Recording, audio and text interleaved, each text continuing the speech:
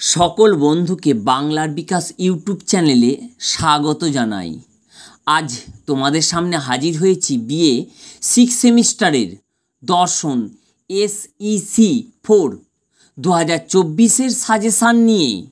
সাজেশানে তোমাদের মাত্র কটা প্রশ্ন দেওয়া হয়েছে। এই কটা প্রশ্ন তোমরা খুব ভালো করে তৈরি করে যাও। 100% তোমাদের কমন আসবে। ভালো লাগলে চ্যানেলটিকে সাবস্ক্রাইব করে রেখে দাও, বন্ধুদের অনেক শেয়ার করো, লাইক করো। এবার আমি মূল আলোচনায় ফিরছি। দেখো, তোমাদের সামনে আমি এখন দর্শনের সাজেশানটা তুলে ধরছি। বিএ 6 সেমিস্টার দর্শন SEC 4 2024। তোমাদের এখান থেকে যে 5 নম্বরের প্রশ্নগুলো তৈরি করতে হবে সেগুলো আমি একের পর এক বলছি। তোমরা এই কটা প্রশ্ন অবশ্যই তৈরি করবে এবং দৃঢ় বিশ্বাসে বলছি 100% তোমাদের কমন আসবে। দেখো, 1 নম্বরে আছে অর্থ ও কামকে কেন পুরুষার্থ বলা হয়েছে। 2 নম্বর মনস্তাত্ত্বিক সুখবাদ ও নৈতিক সুখবাদের মধ্যে পার্থক্য লেখো বা আলোচনা করো। 3 নম্বর সদিচ্ছায় একমাত্র স্বয়ং সৎ তাৎপর্য ব্যাখ্যা করো বা আলোচনা করো। দেখো, তারপরে এগুলো কিন্তু সব 5 নম্বরের প্রশ্ন। 4 নম্বর দেখো, জৈন দর্শনে প্রণীত মহাপঞ্চব্রত ব্যাখ্যা করো। তারপরে দেখো, 5 নম্বরে আছে ঋত সম্পর্কে বৈদিক ধারণা ব্যাখ্যা করো।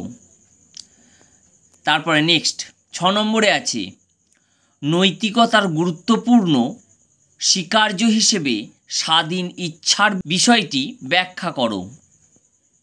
তারপরে দেখো, 7 নম্বরে আছে নীতিবিদ্যা একটি আদর্শনিষ্ঠ বিজ্ঞান বলতে কি বোঝো। তারপরে 8 অনুব্রত ও মহাব্রতের মধ্যে পার্থক্য লেখো। তাহলে আমি 8টা দিলাম, তোমরা এই 8টা 5 নম্বরে তৈরি করো, অবশ্যই কমন পাবে এবং পাবে।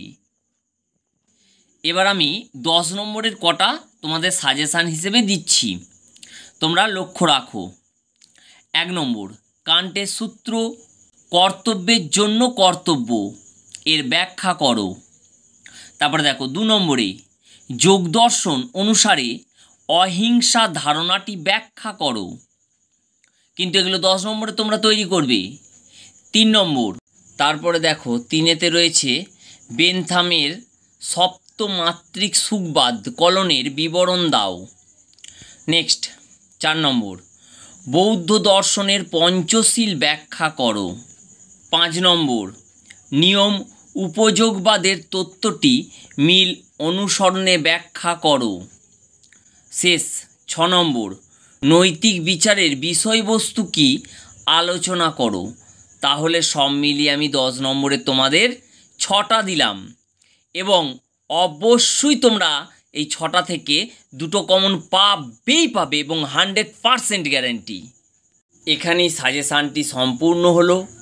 এইরূপ ভিডিও পেতে তোমরা অবশ্যই চ্যানেলটিকে সাবস্ক্রাইব করে রেখে দাও, লাইক করো এবং অনেক বন্ধুদের শেয়ার করো। আজকের মতো এই পর্যন্ত। সকলে খুব ভালো থেকো। নমস্কার।